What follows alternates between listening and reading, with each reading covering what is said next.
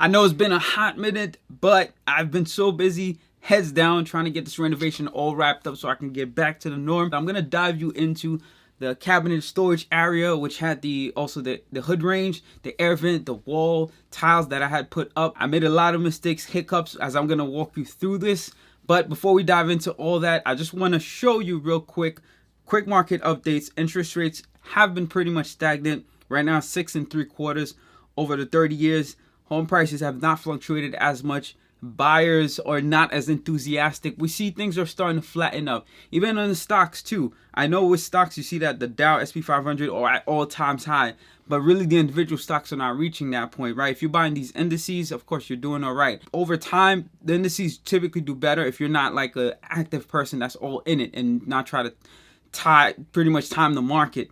What I typically do is buy and hold what I have in terms of individual stocks, but then if I dips more, I get some more. So I'm almost matching what the SP 500, Dow, and NASDAQ is doing. I find myself to outpace it a bit more, especially with the fact that you have crypto-linked stocks that you can purchase, which have been growing way faster than the NASDAQ, SP 500 indices. One stock I did think it was a good time to buy is QDell. They're a corporation. They're in the medical space. They're at $39.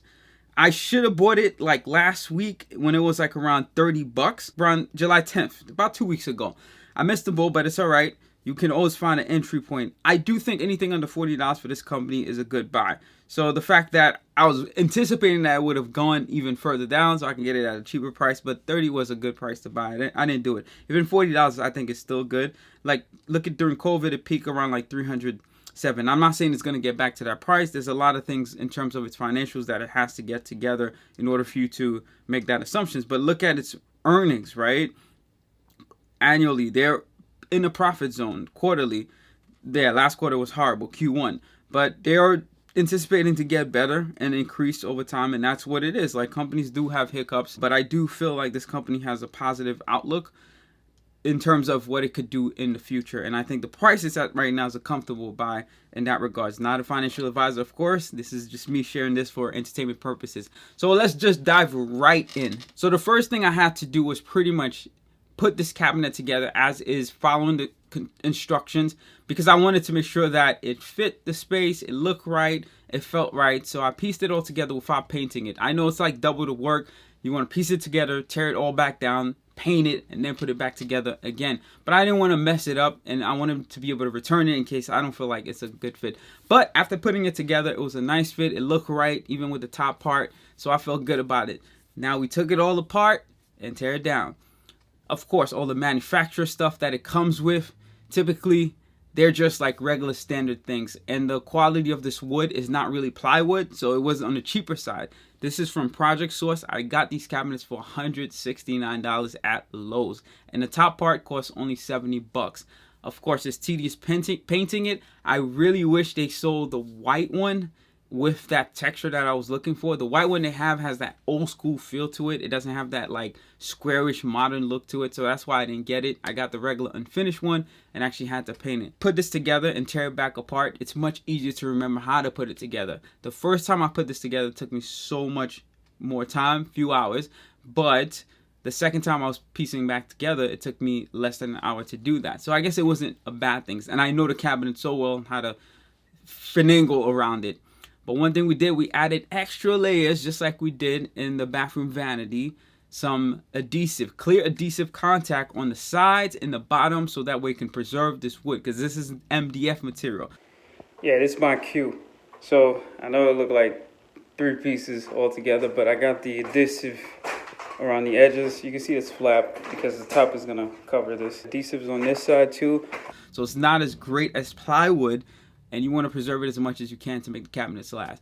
But these cabinets weren't that expensive, so if all else fails, then it is what it is. So once we got all this put together, I did mess up, as you can see right here. This is the part I messed up. Yeah, you let me know how bad it is. I know. I had to zoom in to see. You can see like the tape kind of ripped off because I repositioned the adhesive a little bit, and it kind of ripped up the tape. What happened was I pulled a piece of the adhesive a bit, and it ripped that part. Smart thing to do, right? is to cover it up. You just want to cover it up. So I did find white adhesive contact paper that I had extra of. So instead of trying to take this apart, clean it up, or leave it as is, I used I used a white adhesive contact paper in that section. So it just blends in with the cabinet and you can't tell the difference. Mistakes here and there with clear or white adhesive contact paper. If you're pulling things off after you have painted it, this is likely to happen. The reason is too because I painted it on an area that you don't really have to paint the inside. You were supposed to do the outside. So they did prime the outside to just be complete unfinished, sanded down so the paint can stick. But on the inside it did have a finished layer. But I wanted to retain that white look because I want to open my cabinets and still have that white look. Keep it all modern.